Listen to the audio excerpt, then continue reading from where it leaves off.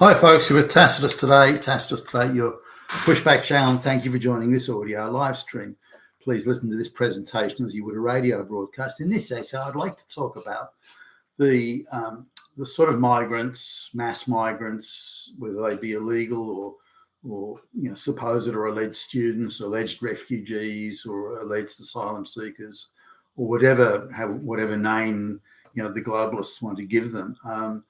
The source of this mass migration is overwhelmingly dirt poor, basket case, failed state countries where violence and death is a daily part of their daily existence. Some of these places around the world, the death rate of in childbirth or before the infants get to even 1 year old, it's 20-25%. It's huge. It's off the charts. So they live with death. The idea that you're in your wider family, people, the children would survive to adulthood, that also is a bit of a touch and go gig. And the mortality rate, the amount of people that reach adulthood is much smaller than it is in the West. So now, there's no surprise that these people from these dirt poor places think it might be a good idea to go to a rich country, which will just give them free everything. And they think, well, that's not so bad. And there are a lot of globalist controlled NGO agitators that run around these countries exhorting these people and helping them move to the West. So there's nothing natural or organic about it. Everybody may dream of going to a place with super rich where they get given everything for free, but the logistics of getting there and turning it into reality, that's the globalist NGO network that does that. Coming to the issue now of the sort of people being selected. Now, when you live with death every day and you come from countries that are places in Africa that are almost in a never-ending state of civil war, and these civil wars, because they run around and destroy each other's crops, kill each other's livestock, so they're in a regular state of famine and so on. Similarly, the minute they get more, there's just 1 year of a good crop, that instantly translates into mass procreation, which then instantly translates into mass famine and mass deaths and so on. That's the sort of existence these people have, or many of them. Now, sure, there's a small rich elite that hang out in the cities and steal United Nations, World Bank handouts and live high on the hog. There are always going to be those sort of people, the warlords and the goons and everything. But for the the mass of people out there in these places, they live very close to death and famine and wretchedness every day. So they've got a very different view of life than we do in the West. And this makes it doubly, if not triply, difficult for them to fit in. And we see this in the amount of crimes they commit. Again, it's up to 20 times more criminal activity, being arrested and charged than it is for the local populace. So this is a huge difference, even if it's 2 or 3 times the rate. But we're talking even of the top 10 sources of mass migration, 9 of them are producing crime statistics go off the charts. The only thing that stops it from being an explosion of crime is that their numbers, although increasing and substantial, they're not yet the majority. But we're also finding that the children and grandchildren of these mass migrants who come from these very alien cultures, their crime rate is also much higher. So this is not a case of, look, once we get past that first generation, we will be good. It's not that. Now, I just want to bring it home. Just recently, there was was coming out of a shop. Just this is in like I suppose a semi-rural area, I guess you'd call it, and coming out of a shop in the evening, and it's still a little bit of light around, and there's a bunch of, and I can hear this sort of screaming. I'm wondering what it is, and it's like a raptor bird, sort of an owl or a hawk or something that's got a local Australian marsupial. Now, marsupial means the young come out of the pouch. So it's in evolutionary terms, there was the laying the eggs, then it was the young sort of going to patch, and it was live births. Fully formed live births was the third stage of that evolution. Anyway, so this is a marsupial, and it weighs about a pound, half a kilogram, sort of around that range. It's small. It's quite defenseless, and there's this raptor bird who's got it. Now the creature is clearly terrified out of its wits. It's defecating. It's so terrified and frightened, desperately trying to get away, screaming at the top of its lungs. And the raptor bird, of course, is trying to kill it and eat it. Now, I wouldn't see this as any source of entertainment, and the raptor bird sort of had it by the back, really, and so it looked like the thing was going to get away. Then the raptor bird got it again, so anyway, there's a group of people there, none of whom are Anglo-Saxons, by the way. There's a group of people there, and given the accents and the talking, they're fairly recent migrants from the third world, legal or not, I don't know, students or not, I don't know, and they are enjoying this. They are clearly getting off on this. They are enjoying it. When the terrified little creature sort of looked like it had got away, but then the raptor got it again.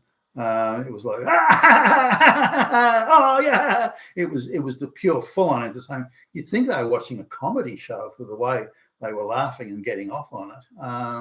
No, I've seen this before, so I'm not surprised, but I was disgusted by it.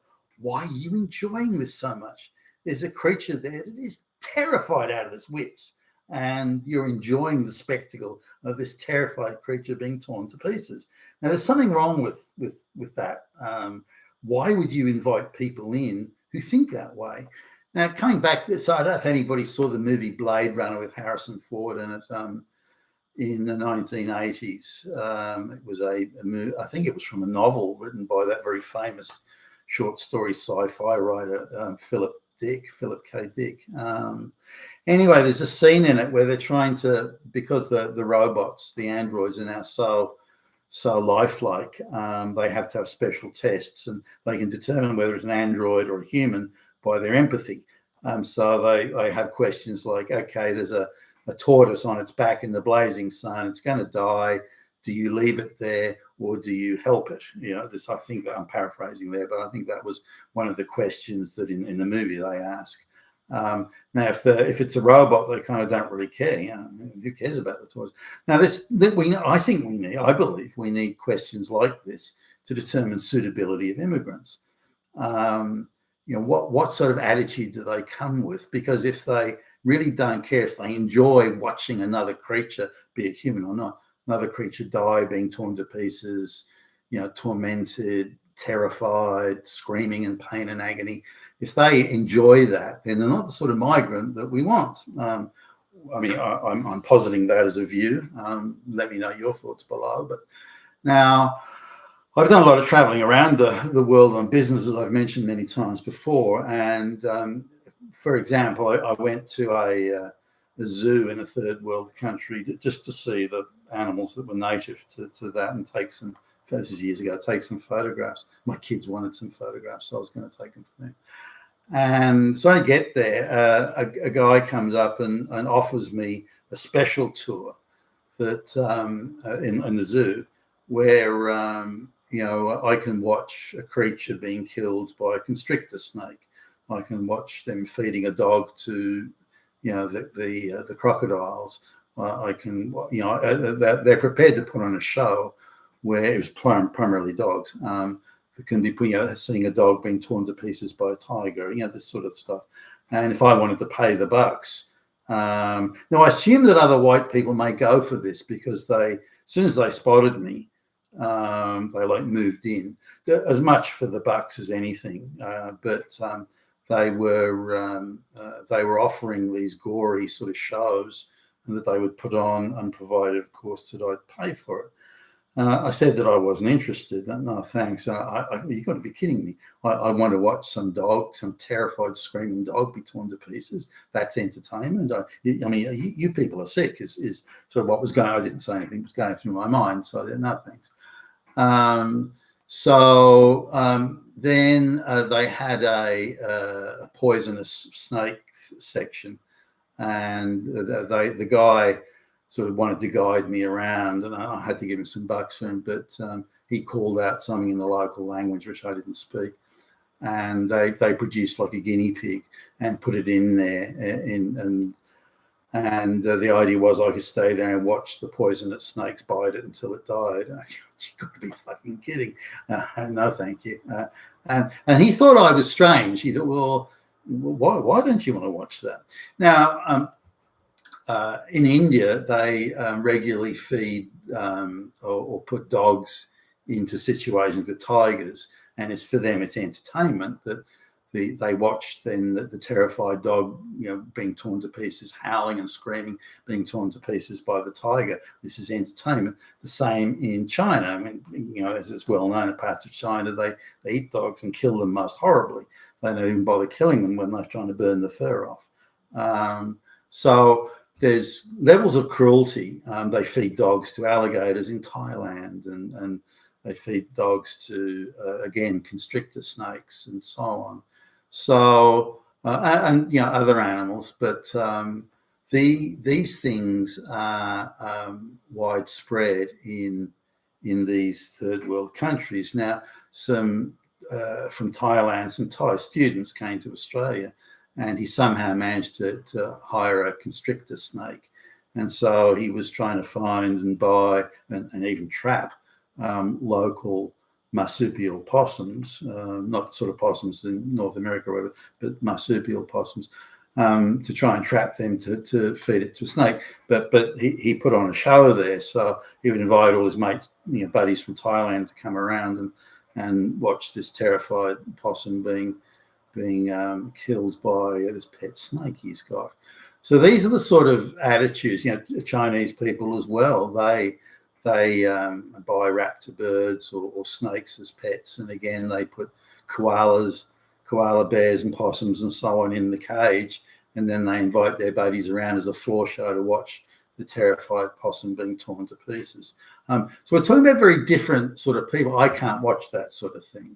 It's I think it's sick, and I can't watch it. I mean, sometimes you get that transfixed, like a motor vehicle accident and the dead bodies on the street, on the ground.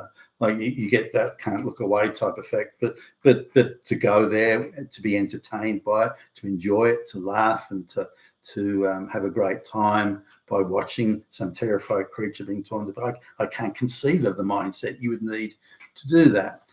Now, I mentioned this before, but I took this is to a zoo again. I was taking the kids to a zoo, and this is years and years ago, taking the kids to the zoo, and there was this is before mass migration, and there was like an excursion of some sort from China. So all these Chinese kids, they're all talking Mandarin, and so they were there at the zoo, and they came to there's a penguin. It's a penguin enclosure, and it was feeding time, and so the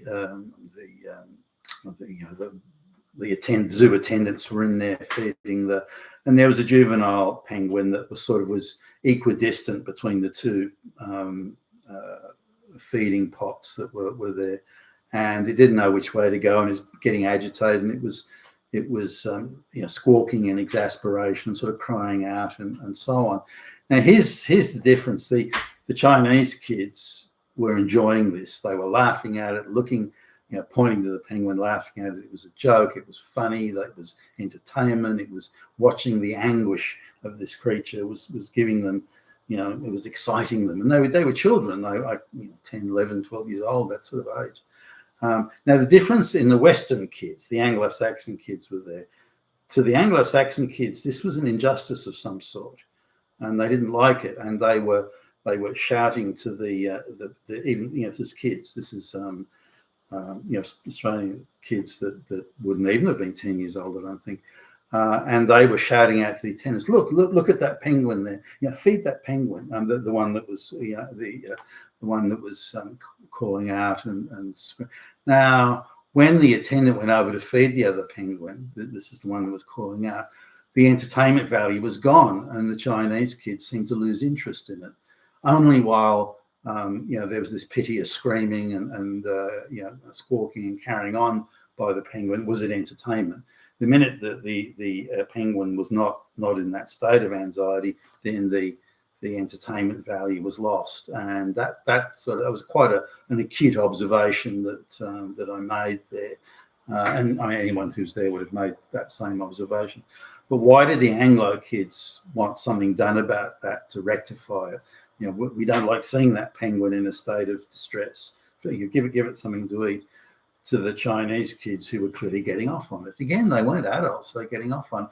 And the same occurs when they're older. Now, that doesn't mean that every single person from a third world or a different country, a non-Anglo culture, is going to think or behave or act exactly the same. You just wouldn't get that. You'll get a cross-section. But the amount of Indians that see it as entertaining to watch tigers tear dog to pieces, watch poisonous snakes bite dogs, to watch constrictor snakes kill them, and the Chinese the same, feeding dogs to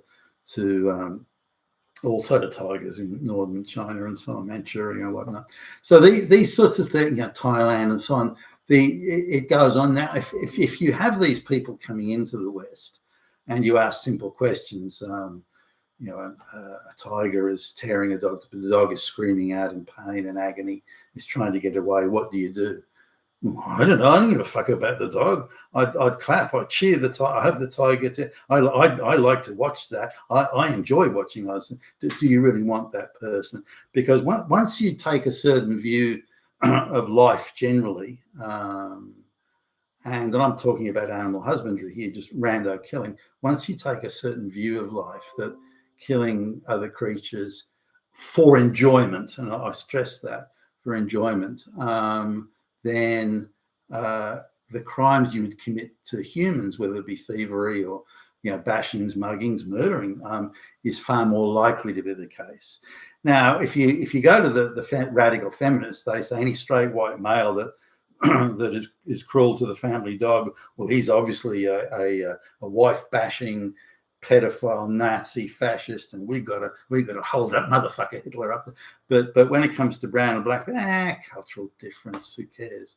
But I, for one, don't like the idea of people getting off and enjoying and seeing as a spectacle of entertainment for watching the suffering of another creature. I don't get that and can't follow. And I don't think those people will ever make desirable migrants.